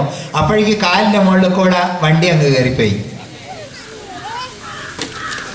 വിജനമായ സ്ഥലം, ഇരുട്ട്, അവിടെ കിടന്ന് മരിക്കുകയുള്ളൂ ചോര വാർന്ന് എന്ന് വിചാരിച്ചപ്പോഴാണ് ഓരോ വണ്ടി കടന്നു പോയാലും ട്രാക്കിന് എന്തോ പറ്റിയോ എന്ന് പരിശോധിക്കാൻ ടോർച്ചുമായിട്ട് റെയിൽവേയിൽ ഒരു പണിക്കാരൻ വരും. അയാൾ അരുണിമ സിൻഹയെ കാണുന്നു. അയാൾ ബഹളം വയ്ക്കുന്നു. ആളുകൾ കൂടി എങ്ങനെയോ എടുത്ത് ഹോസ്പിറ്റലിൽ എത്തിക്കുന്നു. ഹോസ്പിറ്റലിൽ എത്തിയപ്പോഴാണ് അരുണിമ സിൻഹയാണിത് എന്ന് എല്ലാവർക്കും മനസ്സിലായി. നല്ല ട്രീറ്റ്മെൻറ്റൊക്കെ കിട്ടി. അരുണിമ സിൻഹയുടെ മനസ്സിലേക്ക് നമുക്കൊരു എത്തിനോട്ടം നടത്തിയാലോ? അവരുടെ ഐഡൻറ്റിറ്റി തന്നെ വോളിബോൾ പ്ലെയർ എന്നുള്ളതായിരുന്നു. കാല് മുറിഞ്ഞു പോയാൽ വോളിബോൾ പ്ലെയർ നടത്താൻ പറ്റുമോ? അത് പോയി. കേന്ദ്ര ഗവൺമെൻറ്റിൻ്റെ ഒരു ഓഫീസർ എന്നുള്ള പോസ്റ്റ് കിട്ടാമെന്ന് വെച്ച് അത് ഇൻ്റർവ്യൂവിന് ഹാജരാകാൻ പറ്റിയില്ല. വോളിബോൾ പ്ലെയർ എന്നുള്ള എനിക്ക് കിട്ടാൻ വെച്ചതാണ്, അത് പോയി. ജീവിതം തന്നെ ഇനി എന്തിനാന്നുള്ള തോന്നലായി. ആത്മഹത്യ ചെയ്താലോ എന്നുള്ള വിചാരമായി. അപ്പോഴാണ് ഹോസ്പിറ്റലിൽ അയമ്മ കിടക്കുന്ന റൂമിലുള്ള ടി വിയിൽ ഒരു വാർത്ത കാണുന്നത്. ടി വിയിൽ കണ്ട വാർത്ത എന്താണെന്നറിയോ? യുവരാജ് സിംഗ് എന്ന ഒരു ക്രിക്കറ്റ് പ്ലെയറെ 12 കോടി രൂപയ്ക്ക് ഒരു ക്ലബ്ബ് ലേലം ചെയ്തു എന്നാണ് കേൾക്കണത്. ആ റിപ്പോർട്ടിൽ പറയാണ്, അവതാരകൻ പറയാണ്, യുവരാജ് സിംഗിന് മാരകമായ അസുഖം ക്യാൻസർ പിടിച്ചിരുന്നു. ക്യാൻസർ പിടിച്ചത് ചികിത്സിച്ച് മാറ്റിയിട്ട് വീണ്ടും സെഞ്ചുറി അടിച്ച് തൻ്റെ പ്രാഗൽഭ്യം തെളിയിച്ചത് കൊണ്ടാണ് അദ്ദേഹത്തിന് വീണ്ടും ഈ ഫീൽഡിൽ ഇത്ര വലിയൊരു സംഖ്യയ്ക്ക് അദ്ദേഹത്തെ ലേലത്തിലെടുക്കാൻ തയ്യാറായതെന്ന് കേൾക്കുകയാണ്. അരുണിമ സിൻഹ കേൾക്കുകയാണ്. അപ്പോൾ അരുണിമ സിൻഹയ്ക്ക് തോന്നുകയാണ്, അല്ല, എനിക്ക് മാരകമായ അസുഖം വന്നിട്ടില്ലല്ലോ, ഒരു കാല് പോയിട്ടില്ലല്ലോ, കൈ ഒടിഞ്ഞതൊക്കെ ശരിയായി, ഒരു കാല് പോയിട്ടില്ലല്ലോ, എന്തുകൊണ്ട് എനിക്ക് പറ്റില്ല എന്ന് ചിന്തിക്കാൻ തുടങ്ങി. ആ ചിന്ത അവരുടെ മനസ്സിനെ വല്ലാതെ സ്വാധീനിച്ചു. മാരകമായ രോഗമായ ക്യാൻസർ വന്നിട്ട് അതിനെ അതിജീവിച്ച് യുവരാജ് സിംഗിന് സെഞ്ചുറി അടിക്കാനും 12 കോടി വിലയുള്ള ഒരു പ്ലെയർ ആവാനും പറ്റിയെങ്കിൽ ഈ കാല് മാത്രം നഷ്ടപ്പെട്ടുകൊണ്ട് ഞാൻ കീഴടങ്ങാൻ തീരുമാനിച്ചിട്ടില്ല എന്ന് അവിടെ വെച്ച് പ്രതിജ്ഞ എടുക്കുകയും കൃത്രിമ കാല് വെച്ച് ഹോസ്പിറ്റലിൽ നിന്ന് ഡിസ്ചാർജ് ചെയ്തതിന് ശേഷം നടന്ന് പരിശീലിക്കുകയും എവറസ്റ്റ് കീഴടക്കിയ ആദ്യത്തെ വനിത, അതും വികലാംഗയായ വനിത എന്ന പേരിൽ വളരെ പ്രശസ്തയാവുകയും 2 ആഴ്ച മുമ്പ് മാതൃഭൂമി ഒന്ന് എടുത്തു നോക്കണേ, മാതൃഭൂമി ആരോ വാങ്ങുന്നുണ്ടെങ്കിൽ ഫ്രണ്ട് പേജിൽ റിപ്പോർട്ട് വന്നത് അന്റാർട്ടിക്കയിലുള്ള ഏറ്റവും ഉയരമുള്ള കൊടുമുടി ഈ കാലില്ലാത്ത കൃത്രിമ കാല് വെച്ച അരുണിമ സിൻഹ കീഴടക്കി എന്ന് ലോകത്തിലുള്ള എല്ലാ പത്രങ്ങളും പ്രസിദ്ധീകരിക്കുകയാണ്. നമുക്കൊന്നും ഇതിലും താല്പര്യമില്ല. നമുക്ക് താല്പര്യം ശബരിമലയിൽ കയറിയോ, പിണറായി വിജയൻ അവിടുന്ന് വേറെ ആരോ ചീത്ത വിളിച്ചോ, സുധാകരൻ മറ്റേ വേറെ ആരോ കോണ കൊടുക്കുന്നുണ്ടോ എന്ന് പരിശോധിച്ചോ, ഇത്തരം കാര്യങ്ങളിലൊക്കെയാണ് നമുക്ക് താല്പര്യം. ഇങ്ങനത്തെ വാർത്തയൊന്നും നമ്മൾ കാണില്ല. ഞാനിത് എന്തിനാ പറഞ്ഞതെന്ന് വെച്ചാൽ, നമുക്ക് എന്ത് കഴിയും എന്ന് ചിന്തിക്കേണ്ടതിന് പകരം നമുക്ക് എന്തില്ല എന്ന് ചിന്തിക്കുന്ന ഈ മാനസികാവസ്ഥ ഉണ്ടല്ലോ, അതൊരു രോഗമാണ്. അതൊരു രോഗമാണ്. ഞങ്ങൾ പറയുമോ, ഞാൻ പറഞ്ഞല്ല കേട്ടോ, എന്നോട് ആർക്കും ദേഷ്യം തോന്നണ്ട. Abnormal psychology and modern life എന്ന് പറഞ്ഞ ലോക പ്രശസ്തമായ ഒരു പുസ്തകമുണ്ട്. ജെയിംസ് സി കോൾമാൻ എന്ന് പറഞ്ഞ ആൾ എഴുതിയ ഒരു പുസ്തകം. അതിൽ ഇൻട്രഡക്ടറി പേജ് പറയുന്നത് ലോകത്തിലുള്ള 90% ആൾക്കാർ മാനസിക രോഗികളാണ്. 100% ആൾക്കാർ വാതിൽ ഞാൻ പൂട്ടാണ്ടായോ പോന്നത്. കാറിൻ്റെ ലോക്ക് ഞാൻ അട്ടന അമർത്തിയോ, എനിക്ക് തോന്നുകയാണ് യാത്ര പോയിരിക്കുമ്പോൾ കാറ് ഞാൻ ലോക്ക് ചെയ്തില്ലേ ഒന്നുകൂടി അമർത്തി വെക്കുക. വാതിൽ പൂട്ടാണ്ടായോ ഞാൻ പോകുന്നത്, പകുതി വഴിക്കലെത്തിയിട്ടുണ്ടാവും, തിരിച്ച് വരിക, ഒന്നും കൂടി പൂട്ടി വെക്കുക, പഠിച്ചു വെക്കുക. അത് കഴിഞ്ഞ് വീണ്ടും പോകുമ്പോൾ അല്ല ഞാൻ വലിച്ചത് വേണ്ടത്ര ശരിയായില്ലേ, വലിച്ചത് അമർത്തി വലിച്ചില്ലേ, പിന്നെ സംശയം തോന്നുക, വീണ്ടും വരിക. ഇങ്ങനത്തെ ഇതിനൊക്കെ ന്യൂറോസിസ് എന്നറിയാം. ഈ മാനസിക രോഗങ്ങൾ രണ്ടായി തിരിക്കാവുന്ന സൈക്കോസിസ്, ന്യൂറോസിസ് രണ്ടെണ്ണം ഉണ്ട്. ഈ സൈക്കോസിസ് എന്ന് പറഞ്ഞാൽ ഹോസ്പിറ്റലൈസ് ചെയ്യേണ്ട കേസാണ്. അത് ചിലപ്പോൾ അപകടം പിടിച്ച സൂക്കേടാണ്, മറ്റുള്ളവരെ കൊല്ലണമെന്ന് വരെ തോന്നും, ചിലപ്പോൾ സ്വയം എന്തോ ചെയ്തതാണെന്ന് തോന്നും. എല്ലാവരും എന്നെ പറ്റി ഇങ്ങനെ പറഞ്ഞുകൊണ്ടിരിക്കുന്നുണ്ട്, ഏത് നിമിഷവും ഞാൻ ആക്രമിക്കപ്പെടുമെന്ന് തോന്നും. ഇതിനൊക്കെ പാരനോയിഡ് ഫിയർ എന്നൊക്കെയാണ് പറയുക. ഇങ്ങനത്തെ രോഗമുണ്ട്. ന്യൂറോസിസ് എന്ന രോഗമുണ്ട്. കൈയും കഴുകിയത് വൃത്തിയായില്ലേ, ഒന്നുകൂടി കഴുകണ്ടേ കൈ. ചിലർക്കാണെങ്കിൽ ഇപ്പോൾ നിസ്കരിക്കുന്നവർക്കാണെങ്കിൽ വെള്ളം എടുത്ത് ശരിയായില്ലേ, ഒന്നുകൂടി അയ്യയ്യേ വെള്ളം എടുത്ത് ഇങ്ങോട്ട് വന്നതിന് ശേഷം ഞാൻ ആരെയോ തൊട്ടുപോയോ. ഇങ്ങനെ ഇതൊക്കെ രോഗമാണെന്നാണ് ഞങ്ങൾ പറയുക കേട്ടോ.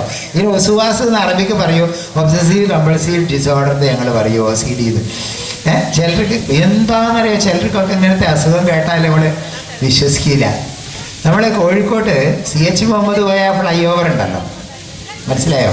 മാനാഞ്ചിറ എത്തുന്നതിന് മുമ്പുള്ള ഫ്ലൈ ഓവർ. ആ ഫ്ലൈ ഓവറിൻ്റെ ചുവട്ടിൽ കൂടെ ഒരു ചെറുപ്പക്കാരൻ നടന്നു പോവുക കേട്ടോ.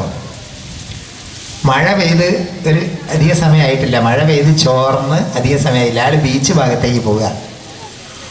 പോകുമ്പോൾ അയാൾ തിരക്കിട്ട് നടക്കുമ്പോൾ ഈ ഫ്ലൈ ഓവറിൻ്റെ മുകളിൽ നിന്ന് മഴയൊക്കെ പെയ്ത് കഴിഞ്ഞ സമയമാണല്ലോ, ഒരു തുള്ളി വെള്ളം അയാളെ കൈത്തണ്ടേമേലേക്ക് വീണു. കുറച്ച് ഉയർത്തുന്നതാണ് വീണപ്പോൾ, അത് പതക്കിയല്ലോ, ഉയരത്തുനിന്ന് വീണ വെള്ളമല്ലേ. ഇയാൾ മേലോട്ട് നോക്കിയപ്പോൾ ആരോ ഒന്ന് അതിൽ കടന്നു പോകുന്നുണ്ടെന്ന് ഇയാൾക്ക് തോന്നി. അതോടുകൂടി ആരോ തുപ്പിയതാണോ എന്നൊരു സംശയമായി. പിന്നെ അയാൾ ഉറപ്പിക്കുക, അത് അയാൾ തുപ്പിയത് എന്നെയാണെന്ന് ഉറപ്പിക്കുക. അപ്പം അതാ പെട്ടെന്ന് അയാൾ എന്താ ചെയ്തതെന്നറിയോ, ഒരു കഷ്ണം കടലാസ് കണ്ടു, ഫ്ലൈ ഓവറിൻ്റെ വീട്ടിൽ ഒരു കഷ്ണം കടലാസ് കണ്ടു. ആ കടലാസ് എടുത്ത് അമർത്തി അങ്ങോട്ട് തുടച്ചത്. ഇപ്പോൾ മഴ പെയ്തപ്പോൾ ഈ പൂഴിത്തരി ഈ കടലാസിൽ തെറിച്ച് വീണുണ്ടാവുമല്ലോ, മഴ അങ്ങനെ മേലേന്ന് വീഴുമ്പോൾ പൂഴിത്തരി ആ അതാണ് അടക്കാൻ തുടയ്ക്കുന്നത്. അമർത്തി തുടച്ചതാണ്, ഇത് തുപ്പിയത് പോക്കാൻ തുടച്ചതാണ്. നോക്കുമ്പോൾ ഈ പൂഴിത്തരി ഒരഞ്ഞിട്ട് ചുട്ടുപോയാൻ തുടങ്ങി. അപ്പോൾ അയാൾക്ക് സംശയമായി, അല്ല ആ തുപ്പിയ ആള് എയ്ഡ്സ് രോഗിയാണെങ്കിൽ എൻ്റെ കയ്യിലിപ്പോൾ എയ്ഡ്സ് ബാധിച്ചിട്ടുണ്ടാവില്ലേ എന്നായി സംശയം. അപ്പോൾ അയാൾ ഉറപ്പിക്കുകയാണ്, അല്ല അതുണ്ടാവും. ഇയാൾ തിരിച്ചു ഓടുകയാണ് പാരഗൺ ഹോട്ടലിലേക്ക്, തിരിച്ച് റിട്ടേൺ പാരഗൺ ഹോട്ടലിലേക്ക് കയറി. അവിടെ വാഷ് ബേസിൻ്റെ അടുത്ത് പോയി സോപ്പൊക്കെ എടുത്തിട്ട് കൈ നല്ലപോലെ കഴുകി. ചായ വേണ്ടെങ്കിൽ ഒരു ചായക്ക് പറയണമല്ലോ, കൈ കഴുകാനായിട്ട് ഹോട്ടലിൽ പോയാൽ മോശമല്ലേ. ചായ കുടിക്കുമ്പോൾ ഇയാളെ മനസ്സിങ്ങനെ വിചാരിക്കുക, അല്ല ഞാൻ അവിടുന്ന് ഇങ്ങോട്ട് ഓടിയല്ലേ വന്നത്, അത് അബദ്ധമായില്ലേ. ഓടുമ്പം രക്തത്തിന് കൂടുതൽ ഇതൊക്കെ കലരുകയല്ലേ ചെയ്യുക. ഇപ്പം എൻ്റെ ശരീരത്തിലെ എല്ലാ ഭാഗത്തും എയ്ഡ്സ് അണുക്കൾ എത്തിയിട്ടുണ്ടല്ലോ എന്നായി. ചുരുക്കി പറയാ, ഉറക്കം വരാതായി, കണ്ട ഡോക്ടർമാരെ മുഴുവൻ കാണലായി, എയ്ഡ്സിനെ കുറിച്ച് കിട്ടാവുന്ന ലഘുലേഖകൾ മുഴുവൻ പരിശോധിക്കലായി. അങ്ങനെ ഒരു ഡോക്ടർ ഇയാളോട് പറഞ്ഞു, അങ്ങനെയൊക്കെ പേടിയുണ്ടായെങ്കിൽ ഒരു എലിസ ടെസ്റ്റ് നടത്തിയാൽ പോരെ പറഞ്ഞു. അശ്വിനി ക്ലിനിക്കിൽ പോയി, കോഴിക്കോട് അശ്വിനി ക്ലിനിക്കിലാണ് എലിസ ടെസ്റ്റ് സൗകര്യമുള്ളത്. അവിടെ പോയി ഈ എയ്ഡ്സ് ഉണ്ടോ എന്നുള്ള പരിശോധന നടത്തിയപ്പോൾ നെഗറ്റീവ് റിപ്പോർട്ട് കിട്ടി. പിന്നെ ഞങ്ങൾക്ക് സംശയം, അല്ല അവർക്ക് തെറ്റുപറ്റിയാണെങ്കിലോ, അവരുടെ ഉപകരണത്തിന് എന്തോ കുഴപ്പമുണ്ടെങ്കിലോ, എങ്ങനെയുണ്ട്? ഇങ്ങനെ ഒരു സാധനം കിട്ടിയാൽ അതിനെപ്പറ്റി ചിന്തിച്ച് ഭാര്യ ഒന്ന് മുറ്റത്തേക്ക് ഇറങ്ങിയാൽ അവൾ ഇതിനെപ്പം ലൈറ്റ് പോയപ്പോൾ മുറ്റത്തേക്ക് ഇറങ്ങിയത് ആരെയാ അപ്പം അവൾ വിളിക്കുന്നത്? ഈ ആ സമയത്ത് ആരാ അവളെ വിളിക്കുന്നത്? ഭർത്താവിന്. വിചാരിക്കേണ്ട ഭാര്യയ്ക്ക് മാത്രം. ഭർത്താവ് സൗകര്യമില്ലാത്ത ഭർത്താക്കന്മാരെ ഞാൻ കണ്ടിട്ടുണ്ട്. സൗകര്യമില്ലാത്ത സ്കൂട്ടറിൻ്റെ ഒച്ച ഞാൻ കേട്ടതല്ലേ, അടുത്ത വീട്ടിലുള്ള ആളെ കാണാൻ വന്നതല്ലേ, ജോലിക്ക് പോയ ആൾ. ഏത് സ്കൂട്ടറിൻ്റെ ഒച്ച? അത് ഞാൻ കേട്ടത്. എൻ്റെ ഭർത്താവിൻ്റെ സ്കൂട്ടറിൻ്റെ ഒച്ച കേട്ടാൽ ഞാൻ അറിയില്ല എന്നാ സാറ് പറയുന്നത്, എന്നോട് ചോദിക്കാം.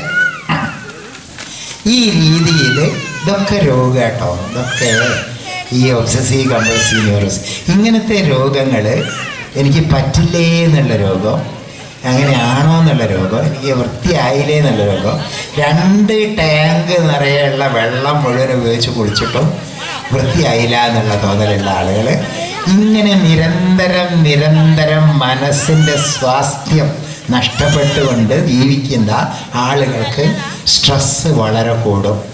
അപ്പോൾ നമ്മളെപ്പോഴും നമുക്കെന്ത് കഴിയും എന്നാണ് ചിന്തിക്കേണ്ടത്. അരുണിമ സിന്നയുടെ കഥ വെറുതെ പറഞ്ഞതല്ല. അരുണിമ സിന്നയ്ക്ക് ഒരു കാല് പോയിട്ടും എവറസ്റ്റ് കീഴടക്കാൻ പറ്റിയെങ്കിൽ അന്റാർട്ടിക്കയിലെ ഐസ് പാളികൾ നിറഞ്ഞ, അന്റാർട്ടിക്കയിൽ നിങ്ങൾക്കറിയോ സൂര്യൻ തന്നെ കാണൽ മാസത്തിലൊരിക്കലൊക്കെയാണ്.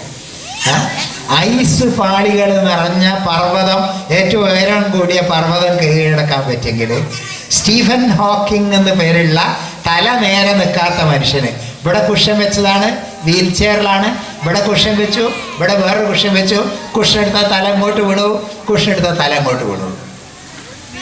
ഈ മനുഷ്യൻ ശരീരത്തിൻ്റെ ചലനശേഷി നഷ്ടപ്പെട്ട് കൈ പൊന്തൂല, ആ മനുഷ്യൻ്റെ സംസാരശേഷിയില്ല, സംസാരിക്കാൻ കഴിയില്ല. ഭക്ഷണം കഴിക്കണ കൈ പൊന്തണ്ടേ, കൈ പൊന്തൂല. മോട്ടോർ ന്യൂറോൺ സിൻഡ്രോം എന്ന് പറഞ്ഞ ഒരു അസുഖം, അപൂർവ രോഗം വന്നതാണ്. ഒരു വിരൽ മാത്രം അല്പം ഇളകുമായിരുന്നു എന്നാണ് പറയുന്നത്, ഒരു വിരൽ മാത്രം. ഈ മനുഷ്യൻ അങ്ങനത്തെ അവസ്ഥയിൽ ഒരു മനുഷ്യൻ വീട്ടിൽ ബെഡിൽ കിടക്കുകയല്ലേ ചെയ്യുക, പാലിയേറ്റീവ് കെയറുകാർ വന്ന് ശ്രദ്ധിക്കുകയല്ലേ ചെയ്യുക. എന്നാൽ സ്റ്റീഫൻ ഹോക്കിങ് ലോകത്തിലെ ഏറ്റവും വലിയ സർവകലാശാലകളിലൊന്നായ കാംബ്രിഡ്ജ് സർവകലാശാലയിലെ റിസർച്ച് വിങ്ങിന് ഡയറക്ടറായിരുന്നു. മാത്രമല്ല ലോകത്തിലെ പല നല്ല ലീഡിങ് യൂണിവേഴ്സിറ്റീസിൽ വിസിറ്റിംഗ് പ്രൊഫസറായിരുന്നു. പ്ലെയിൻ ചാർട്ടർ ചെയ്ത് കൊണ്ടുപോകായിരുന്നു സ്റ്റീഫൻ ഹോക്കിങ്ങിനെ. പ്ലെയിൻ ചാർട്ടർ ചെയ്തിട്ട് മൂപ്പർക്ക് പോകാനായിട്ട് പ്ലെയിൻ, നിങ്ങൾക്കറിയാലോ എന്തുമാതിരി ചിലവുണ്ടാവുന്നത്. സംസാരശേഷി ഇല്ലാത്തൊരു മനുഷ്യൻ അയാളെ മടിയിലുള്ള ലാപ്ടോപ്പിനോട് കണക്ട് ചെയ്ത ഇലക്ട്രോണിക് സ്പീച്ച് സിന്തസൈസർ എന്ന ഉപകരണത്തിൽ ഈ ഒരു വിരലുകൊണ്ട് തൊട്ടിട്ടാണ് BBC അനൗൺസറുടെ ശബ്ദത്തിൽ പ്രോഗ്രാം ചെയ്ത് അദ്ദേഹം W തൊടുമ്പോൾ വാട്ട് വിച്ചൊക്കെ ഉണ്ടാവും, വേണ്ടതിൽ മെല്ലൊന്ന് തൊടുമ്പോൾ അങ്ങോട്ട് വാട്ട് എന്ന് കേൾക്കാം. അങ്ങനെ മറ്റുള്ളവരോട് സംസാരിച്ച് പ്രസംഗിച്ചത്. അതിനെയോ സാധാരണക്കാരോടല്ല പ്രസംഗിച്ചത്, ഫിസിക്സ് ടീച്ചേഴ്സിനോട്, ഫിലോസഫേഴ്സിനോട്, യൂണിവേഴ്സിറ്റികളിലെ ഏറ്റവും ബുദ്ധിശാലികളായ ഈ ലോകത്തിലെ ഏറ്റവും വലിയ ഹാർവാർഡ് യൂണിവേഴ്സിറ്റി പോലെ, ഓക്സ്ഫോർഡ് യൂണിവേഴ്സിറ്റി പോലെ ലോകത്തിലെ പ്രശസ്തമായ പല സർവകലാശാലയിലും വിസിറ്റിംഗ് പ്രൊഫസറായി. ഈ ഒരു വിരലുകൊണ്ട് അദ്ദേഹം 7 പുസ്തകം എഴുതി, കമ്പ്യൂട്ടറിൽ തൊട്ട്. അതിൽ ആദ്യത്തെ പുസ്തകമായ a brief history of time എന്ന പുസ്തകം ലോകത്തിലെ ഏറ്റവും വലിയ സമ്മാനം എന്ന് പറയപ്പെടുന്ന നോബൽ പ്രൈസിന് നോമിനേറ്റ് ചെയ്യപ്പെട്ട പുസ്തകമാണ് A brief history of time എന്ന പുസ്തകം. ഇതൊന്നുമല്ല എന്നെ അത്ഭുതപ്പെടുത്തിയത്. ഈ മനുഷ്യൻ ബഹിരാകാശ പേടകത്ത് കയറിയ ഫോട്ടോ എൻ്റെ കയ്യിലുണ്ട്. ഒരു ആപ്പിളും കൊണ്ട്. ഈ ഒരു ആപ്പിൾ വിശക്കുമ്പോൾ തിന്നാൻ കൊണ്ടുപോയതല്ല, ഗ്രാവിറ്റേഷൻ തിയറിക്ക് ജന്മം കൊടുത്ത ന്യൂട്ടൻ്റെ തലയിൽ വീണ ആപ്പിളിനെ ബഹുമാനിക്കാൻ കൊണ്ടുപോയതാ. ഈ ബഹിരാകാശ പേടകത്ത് കയറി അദ്ദേഹം, എന്തൊരു അത്ഭുതമാണെന്ന് ആലോചിച്ച് നോക്കൂ. അപ്പോൾ തല നേരൊക്കെ ഉണ്ട്, മൂപ്പർക്ക് നല്ല ഹരം. 7 പ്രാവശ്യം പേടകത്തുനിന്ന് പുറത്തിറങ്ങി അത്ര അദ്ദേഹം. ഒരു പ്രാവശ്യം പുറത്തിറങ്ങിയപ്പോൾ ഭയങ്കര ത്രില്ല് മൂപ്പർക്ക്. തല നേരൊക്കെ വീണുമില്ലല്ലോ, വെയിറ്റ് ഉണ്ടാവില്ലല്ലോ അവിടെ. വീണ്ടും ഇറങ്ങണം എന്ന് പറഞ്ഞു. വണ്ടർഫുൾ. അപ്പോൾ എന്നെക്കൊണ്ട് എന്ത് പറ്റില്ല എന്ന് വിചാരിച്ച് കിടക്കയിൽ മൂലയ്ക്ക് വീട്ടിൻ്റെ അകത്ത് കിടന്നതല്ല സ്റ്റീഫൻ ഹോക്കിംഗ്. അടുത്ത ദിവസമാണ് അദ്ദേഹം മരിച്ചത്. ഈ റിപ്പോർട്ടുകളൊക്കെ പത്രങ്ങളിൽ നിങ്ങളൊക്കെ വായിച്ചതായിരിക്കും. ഞാൻ അദ്ദേഹത്തോട് എനിക്കുള്ള പ്രത്യേക താല്പര്യത്തിൻ്റെ പേരിൽ അദ്ദേഹം ജീവിച്ചിരിക്കുമ്പം തന്നെ അദ്ദേഹത്തെക്കുറിച്ച് ഒരുപാട് വേദിയിൽ ഞാൻ പറഞ്ഞിട്ടുണ്ട്. കാരണം മാതൃകയാക്കേണ്ട ഒരു വ്യക്തിത്വമാണത്. എന്നെ കൊണ്ടെന്ത് പറ്റില്ല എന്നല്ല തോന്നിയത്, എന്നെ കൊണ്ടെന്ത് പറ്റും എന്നാണ് ചിന്തിച്ചത്. അദ്ദേഹത്തിൻ്റെ ആ ധിഷണ ഉപയോഗിച്ച്, ചിന്താശക്തി ഉപയോഗിച്ച്, മേധാശക്തി ഉപയോഗിച്ച് പ്രപഞ്ചത്തെ മുഴുവൻ അത്ഭുതപ്പെടുത്തിയ അത്ഭുത മനുഷ്യൻ തന്നെയായിരുന്നു സ്റ്റീഫൻ ഹോക്കിംഗ്. ഞാനിപ്പോൾ അരുണിമ സിന്നയെയും സ്റ്റീഫൻ ഹോക്കിങ്ങിനെയും ഒക്കെ പറഞ്ഞത് മോട്ടിവേഷൻ ക്ലാസ് എന്നൊക്കെ ഇതിന് പേര് കൊടുത്തിട്ടുണ്ടെങ്കിലും നമ്മൾ ശ്രദ്ധിക്കേണ്ട കാര്യം, നമുക്കെന്തില്ല എന്നല്ല, നമുക്ക് എന്തെല്ലാം സൗഭാഗ്യങ്ങളുണ്ട് എന്നാണ്. നമുക്ക് ദൈവം തമ്പുരാൻ എന്തെല്ലാം സൗഭാഗ്യം തന്നിട്ടുണ്ട്. നമ്മളെ കുട്ടികൾ തന്നെ നമ്മളെ ഏറ്റവും വലിയ സൗഭാഗ്യമാണ് അല്ലേ? നമുക്ക് നല്ല ബുദ്ധിശക്തിയുള്ള, ആരോഗ്യമുള്ള നല്ല കുഞ്ഞുങ്ങളെയാണ് ദൈവം തമ്പുരാൻ തന്നിരിക്കുന്നത്. ബുദ്ധിമാന്തിയുള്ള കുട്ടികളല്ല, അംഗവൈകല്യമുള്ള കുട്ടികളല്ല. ആ കുട്ടികളെ പലരും വിചാരിക്കുന്നത് ഈ ഒരു പോയിന്റോട് പറഞ്ഞ് ഞാൻ എൻ്റെ ക്ലാസ് അവസാനിപ്പിക്കുക, എനിക്ക് ആദ്യം വാക്ക് തന്നിട്ടുണ്ട് ഞാൻ എത്രയും നേരം ഉച്ചയ്ക്ക് പ്രസംഗിക്കില്ലാന്ന്. ഉച്ചക്ക് ഇർക്കായിട്ട് നിങ്ങൾക്ക് തോന്നും, അതുകൊണ്ട് ഞാൻ അധികം പറയുന്നില്ല. ഞാൻ ഒരു കാര്യം പറയുന്നുള്ളൂ. പലരുടെയും വിചാരം കുട്ടികളോട് സ്നേഹം കാണിക്കുക എന്ന് പറഞ്ഞാൽ കുട്ടികൾ പറയുന്നതൊക്കെ വാങ്ങിക്കൊടുക്കുക, അവരുടെ ഇഷ്ടത്തിനൊക്കെ തുള്ളുക എന്നാണ് പലരും ധരിച്ചു വച്ചിരിക്കുന്നത്. എന്നോട് ഈയിടെ ഒരു ഒരു ഒരു രക്ഷിതാവ് എന്ന് പറയുകയാണേ, അച്ഛനാന്ന് ഞാൻ വിചാരിക്കില്ല എന്ന് മകൻ പറഞ്ഞാൽ പോലെ 9ാം ക്ലാസ്സുകാരെ ഭയങ്കര ഭേദപ്പെട്ട വീട്ടിലുള്ള കേട്ടോ, വലിയ വീട്, മറ്റേ പറക്കാൻ നിൽക്കുന്ന ജാതിയുള്ള കാറുകളൊക്കെ വലിയ വീട്ടിലെ കുട്ടിയെ കണ്ടാലോ നല്ല നല്ല ഹാൻസം, നല്ല ടോപ്പ്, എന്നെക്കാളൊക്കെ പൊക്കമുണ്ട് 9ാം ക്ലാസ്സുകാരന്, നല്ല പയ്യൻ. അപ്പം അവൻ അച്ഛനോട് പറഞ്ഞാൽ അത്രേ അച്ഛനാണെന്ന് ഞാൻ വിചാരിക്കില്ല എന്ന്. അതിനുശേഷം അച്ഛനും മോനും വേണ്ടിയിട്ട് ഇപ്പോൾ ഒരാഴ്ചയായി എന്ന് പറഞ്ഞാൽ അമ്മ വന്ന് കരച്ചിലോട് കരച്ചിൽ. അമ്മ നല്ല വിദ്യാഭ്യാസമുള്ള സ്ത്രീയാണ്. അപ്പോൾ എന്താ സംഭവം ഞാനിങ്ങനെ ചോദിച്ചപ്പോൾ അച്ഛൻ എന്നോട് പറയാണ്, കുട്ടി കേൾക്കാണ്ട് അച്ഛനോട് സംസാരിച്ചു. അവൻ എന്ത് വേണമെങ്കിലും പറഞ്ഞാലൊക്കെ ഞാൻ വാങ്ങിക്കൊടുത്തിട്ടില്ലേ? കഴിഞ്ഞ ആഴ്ചയല്ലേ അവന് ഞാൻ ഐപാഡ് വാങ്ങിക്കൊടുത്തത്, അവൻ ഐഫോൺ ഞാൻ വാങ്ങിക്കൊടുത്തില്ലേ, അത് കൊടുത്തില്ലേ, ഇത് കൊടുത്തില്ലേ? അപ്പം ഞാൻ പറഞ്ഞ്, പിന്നെ ഞാൻ അദ്ദേഹത്തെ സാറിനാണ് വിളിച്ചത്. സാർ, സ്നേഹം കാണിക്കൽ പറയുന്നതൊക്കെ വാങ്ങിക്കൊടുത്തിട്ടാന്ന് നിങ്ങൾ തെറ്റിദ്ധരിച്ച മാതിരി തോന്നുന്നു. നിങ്ങളോട് എനിക്ക് ശക്തമായ വിയോജിപ്പുണ്ട്. ഇങ്ങനെയല്ല സ്നേഹം കാണിക്കേണ്ടത്. കുട്ടികൾ പറഞ്ഞതൊക്കെ വാങ്ങിക്കൊടുത്തിട്ടല്ല സ്നേഹം കാണിക്കേണ്ടത്. കുട്ടികളെ വളർത്തുമ്പോൾ വളരെ ശ്രദ്ധിക്കണം. പണ്ട് നമ്മുടെ നീതിസാരത്തിലുള്ള ഒരു ഒറ്റ ശ്ലോകം ഞാൻ നിങ്ങൾക്ക് ചൊല്ലിത്തരാൻ പോവുക. നീതിസാരം എന്ന പുസ്തകത്തിൻ്റെ പേര് എൻ്റെ കയ്യിലുണ്ട്. ആർക്കോ താല്പര്യമുണ്ടോ വായിക്കാൻ തരും. പക്ഷെ വായിക്കാൻ കൊടുത്തൊന്നും തിരിച്ചു വന്നില്ല, അതുകൊണ്ട് കൊടുക്കാറില്ല. അപ്പോൾ നരിക്കിരിക്കാരൊക്കെ ആയതുകൊണ്ട്, നമ്മുടെ നാട്ടുകാരായതുകൊണ്ട് ഞാൻ പറഞ്ഞു പോയതാണ്. അപ്പോൾ നീതിസാരത്തിൽ അധിക ശ്ലോകവും ഭർതൃഹരി എന്ന് പറഞ്ഞ ആൾ എഴുതിയതാണ്. അതിലൊരൊറ്റ ശ്ലോകമുണ്ട് കുട്ടികളെങ്ങനെ വളർത്തണമെന്ന്. കേട്ടോളൂ.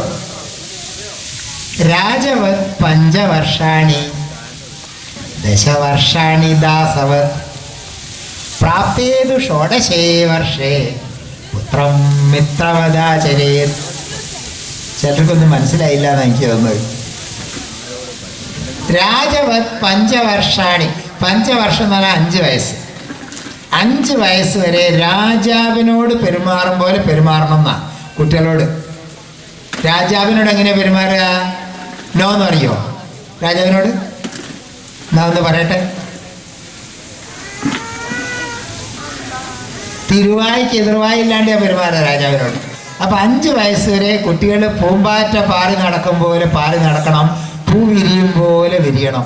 പൂമൊട്ടിനെ നുള്ളി വളർത്തിയാൽ നശിച്ചു പോവുകയുള്ളൂ. നമ്മളിപ്പോൾ എന്താ ചെയ്യുന്നത്? നമ്മൾ നോ എന്നല്ലാണ്ട് നമ്മൾ പറയുന്നുണ്ടോ? എടുക്കല്ലേ, തൊടല്ലേ, നോക്കല്ലേ, പോകല്ലേ. ഞാൻ കേട്ടത് ഒരു സൈക്കോളജിസ്റ്റ് തമാശയായിട്ട് പറഞ്ഞതാണെങ്കിലും 10 വയസ്സാകുമ്പോഴേക്ക് ഒരു കുട്ടി 20 ലക്ഷം തവണ നോ എന്ന് പറയുന്നുണ്ട്, കേൾക്കുന്നുണ്ട്, നോ എന്ന് കേൾക്കുന്നുണ്ട്. എൻ്റെ കണക്കല്ല, എങ്ങനെ കണക്കുണ്ടാക്കി എനിക്കോട്ട് അറിയില്ല. 10 വയസ്സാകുമ്പോഴേക്ക് 20 ലക്ഷം തവണ നോ എന്ന് കേൾക്കുന്നുണ്ട് കുട്ടികളെന്ന്. നോ നോ നോ നോ എന്നോട് ആരപ്പം അങ്ങോട്ട് പോകാൻ പറഞ്ഞത്. ഈ രീതിയിൽ നോ നോ നോ നമ്മൾ ബമ്പാട് ചെയ്തുകൊണ്ടിരിക്കുകയാണ്. അപ്പോൾ രാജവത് പഞ്ചവർഷാണി അവിടെ നിൽക്കട്ടെ. രണ്ടാമത്തെ വരിലേക്ക് പോവുക. ദശവർഷാണി ദാസവത്. ദശവർഷം എന്ന് പറഞ്ഞാൽ 10 വയസ്സ്. 10 വയസ്സായാൽ ദാസനോട് പെരുമാറും പോലെ പെരുമാറണം. ദാസനോട് എങ്ങനെ പെരുമാറുക? നീ അവിടെ ഇരുന്നവനൊക്കെ ഞാൻ ചെയ്തു തരാമെന്ന് പറയലാണ് ദാസനോട്. അങ്ങനെയുള്ള ദാസന്മാരുണ്ടാവും, മഹാഭാഗ്യവാന്മാരായിരിക്കും. ദാസനോട് എങ്ങനെ പെരുമാറുക? അത് ചെയ്യടാ, അത് ചെയ്യടാ, മറ്റേ ചെയ്യടി, ഇത് ചെയ്യടി എന്നല്ലേ പറയുക ദാസന്മാരോട്, അല്ലേ? നീ അപ്പോഴേക്ക് പോയിരുന്നോ? നീ പശുവിന് വെള്ളം കൊടുത്തോ? നീ കടയിൽ പോയോ? നീ ഗോതമ്പ് പഠിപ്പിക്കാൻ പോയോ? നീ എന്ത് ഇരുത്തായിരിക്കുന്നത് അല്ലേ ചോദിക്കുക, അല്ലേ? അങ്ങനെയാണ് കുട്ടികളോട് പെരുമാറേണ്ടത്. വീട്ടിലുള്ള എല്ലാ ജോലിയും കുട്ടികളെ കൊണ്ട് ചെയ്യിക്കണം. ചെയ്യിക്കുന്നുണ്ടോ അമ്മമാർ? ചെയ്യിക്കുന്നുണ്ടോ? പാത്രം കഴുകി വെക്കണമെന്ന് എത്ര ആൺകുട്ടികളോട് പറയലുണ്ട് നിങ്ങൾ? ഇത് ചെയ്യുമ്പോൾ കുട്ടിക്ക് അച്ഛനും അമ്മയും ചെയ്യേണ്ടതൊക്കെ ചെയ്യാൻ എനിക്കും ഉത്തരവാദിത്തമുണ്ട്, എനിക്കും അതിന് ബാധ്യതയുണ്ട്, ഞാനത് ചെയ്യേണ്ടവനാണ്, ഞാൻ ഈ കുടുംബത്തിലെ അംഗമാണ്. ബിലോങ്ങിങ്നെസ് എന്ന് ഇംഗ്ലീഷിൽ പറയും. ആ ബിലോങ്ങിങ്നെസ് ഉണ്ടാവണമെങ്കിൽ എന്ത് വേണം? ഇത് ചെയ്യിക്കണം. ഇത് ചെയ്യിക്കല്ലേ, നീ ഒന്നും ചെയ്യണ്ട, നീ അവിടെ ഇരുന്നാൽ മതി, അതൊക്കെ സഹിക്കുക. രാവിലെ എന്താ ഉണ്ടാക്കിയത് മോനാ ചോദിക്കുന്നത് കേട്ടോ, അല്ലെ മോളെ ആയിക്കോട്ടെ. എന്താ ചോദിക്കുന്നത്? എന്താണ് ഇന്ന്? പുട്ടാ മോനെ. എനിക്ക് പുട്ട് വേണ്ട. ആ മോനെ, മോനാടെ കുത്തിരി ഞാൻ ഇപ്പം ഉണ്ടായിത്തരാം കേട്ടോ ചപ്പാത്തി. ഒരു ഒറ്റ ചവിട്ട് കൊടുക്കണം തള്ളയായാലും തന്തയായാലും. ദശവർഷാണി ദാസനോട് പെരുമാറുമ്പോഴാണോ തമ്പുരാനോട് പെരുമാറുമ്പോഴാണോ പെരുമാറുന്നത്? തമ്പുരാക്കന്മാരോട് പെരുമാറും മക്കളോട്. ചോദിക്കണം, എന്താ ഇത് വേണ്ടേ, പിന്നാണ്ട് ചോദിക്കുമെന്ന് പറയണം. ഞാൻ എൻ്റെ മോനെ പറ്റി നിങ്ങളോട് പറഞ്ഞല്ലോ. എൻ്റെ മോൻ 8ാം ക്ലാസ് പഠിക്കുന്നതെന്ന് അമ്മയെ കുപ്പായസ്ഥരിട്ടിട്ടില്ല. അമ്മയാണെങ്കിൽ അതിലപ്പുറം തിരക്കില്ല, എന്നേക്കാൾ തിരക്കില്ല അമ്മ. ഞാനും പോകാൻ നിൽക്കുകയാണ്. വൈഫ് ഞങ്ങളൊക്കെ പറഞ്ഞയച്ച് വേണമല്ലോ ആയമ്മയ്ക്ക് പോവുക. എൻ്റെ വൈഫ് ഇവിടുത്തെ സ്കൂളിലെ ടീച്ചർ അഡ്മിനിസ്ട്രേഷൻ ഒക്കെ ആയിരുന്നു. അപ്പോൾ മടൂർ മുക്കൽ സ്കൂളിലെ. അപ്പോൾ ഞാൻ പറഞ്ഞു, ഈ 8ാം ക്ലാസ്സിലെത്തിയില്ലേ, സ്വന്തം സ്ത്രീ ഇടാനൊക്കെ ആയില്ലേ, ഇനി ഞങ്ങളെ കുപ്പായം കൂടി നീ സ്ത്രീ തരണ്ടേന്നാണ് എൻ്റെ ചോദ്യം.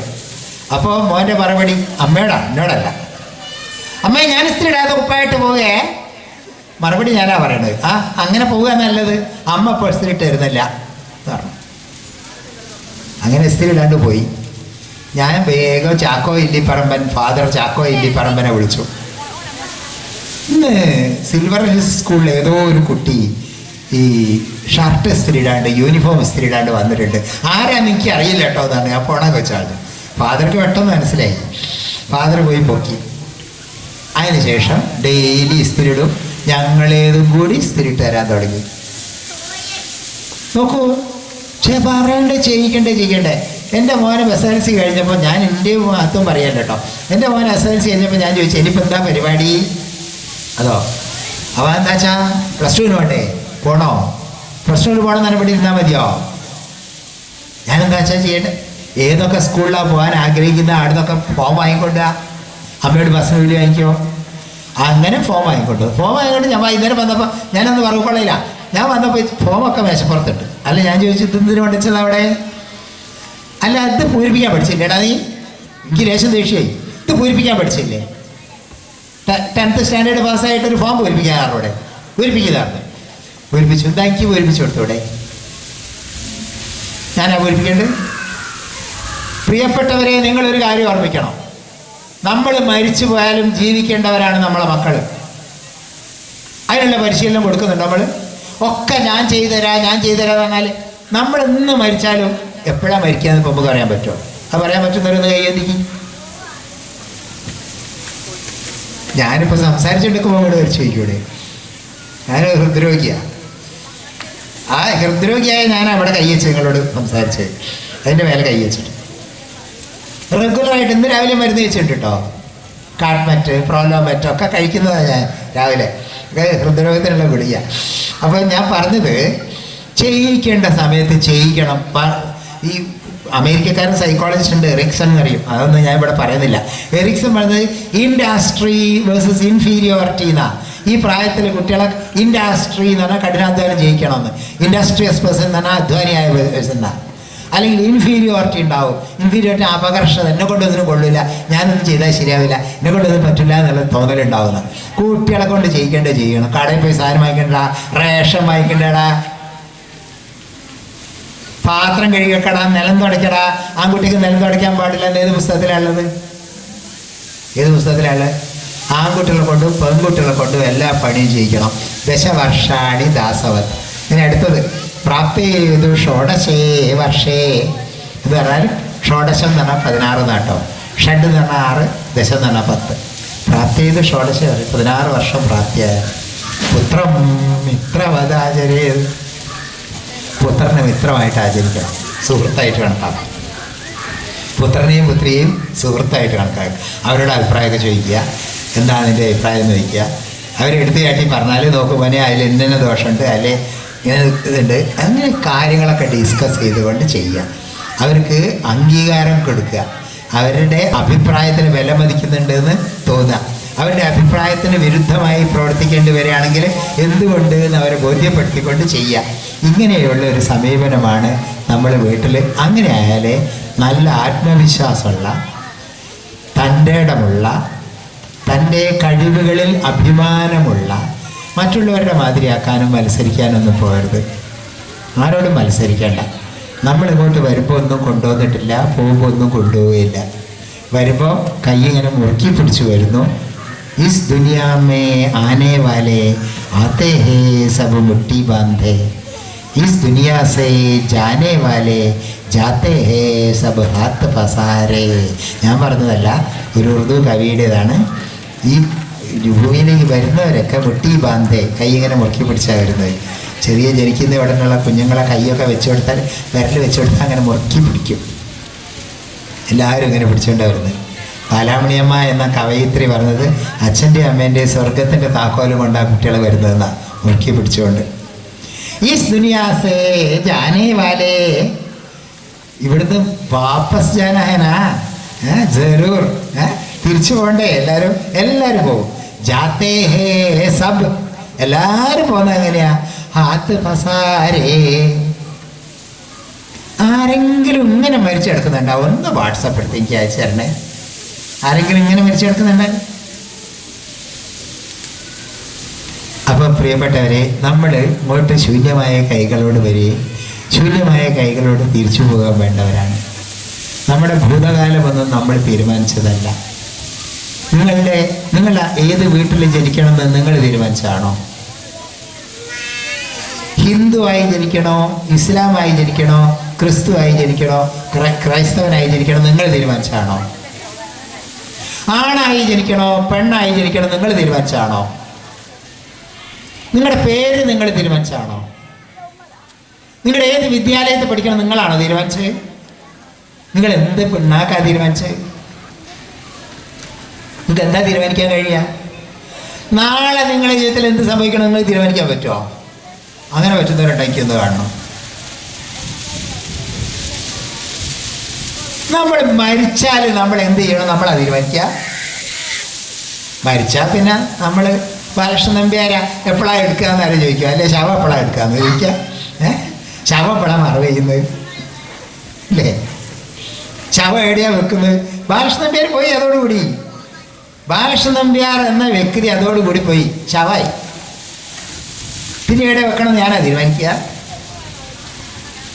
നമുക്കൊന്നും തീരുമാനിക്കാൻ കഴിയില്ല. നമുക്ക് തീരുമാനിക്കാൻ കഴിയും ഇപ്പം നമുക്ക് എന്ത് ചെയ്യണം.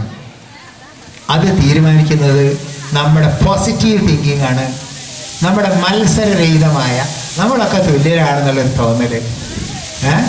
ഈ ലോകം മുഴുവൻ ഒരേ ചൈതന്യത്തിൻ്റെ പ്രകാശമാണ് നമ്മളിലൊക്കെ കുടികൊള്ളുന്നത്. ലോക സമസ്ത സുഖിനോ ഭവന്തു എന്നുള്ളൊരു ഫിലോസഫി അത് വെക്കുക. എല്ലാവർക്കും സന്തോഷം കൊടുക്കുക.